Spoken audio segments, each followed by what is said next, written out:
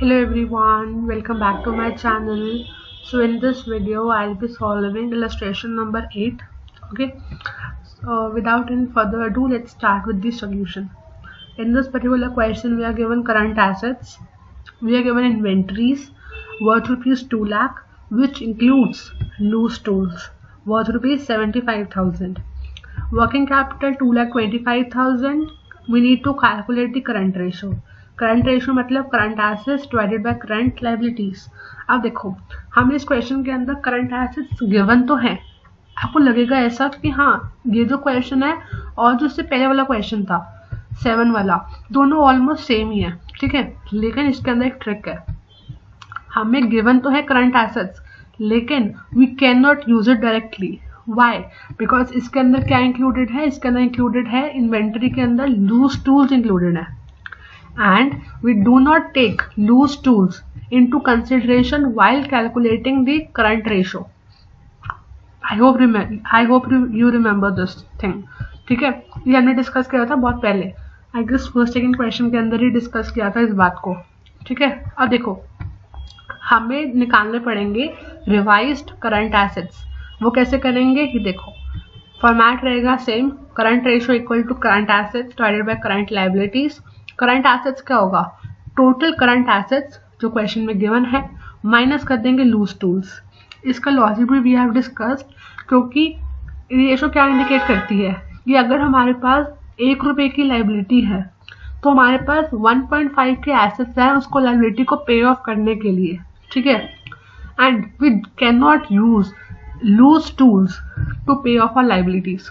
इसको तो हम यूज करते हैं in order to process our goods and services, लेकिन आप इसको बेच के लाइबिलिटीज को पे ऑफ नहीं करते, इसलिए जनरली पार्ट नहीं बनता करंट एसेट्स का.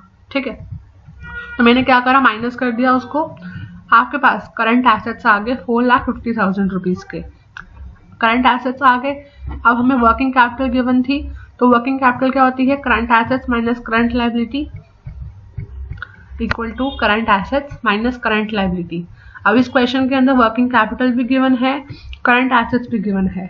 हम निकाल सकते हैं करंट लायबिलिटीज. करंट लायबिलिटी को इधर ले आएंगे, current liability equal to current assets minus working capital. ठीक है, वो वाला सेम फॉर्मूला को यूज करके विल कैलकुलेट करंट लायबिलिटी.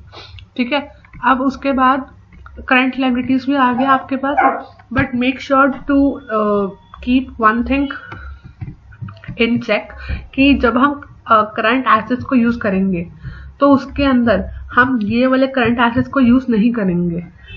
इस क्वेश्चन के अंदर ये मेन पॉइंट है. अब ऐसा क्यों, वो देखो. करंट एसेट्स हम जो बेसिकली रेशियो निकालने के लिए यूज करते हैं उसके अंदर हम माइनस करते हैं लूज टूल्स को. ठीक है, मतलब कि जब हम करंट रेशियो निकालते हैं in that case we subtract loose tools from current assets, but generally we do not subtract, क्योंकि लूज टूल्स पार्ट होता है करंट एसेट्स का ही पार्ट होता है. ठीक है, तो क्या करेंगे, जो हमारे ओरिजिनली हमें क्वेश्चन में गिवन थे 5,25,000 के करंट एसेट्स, उसमें से माइनस कर देंगे वर्किंग कैपिटल, हमारे पास आ जाएंगे करंट लायबिलिटीज. अब हमारे पास करंट एसेट्स भी है, करंट लायबिलिटीज भी है.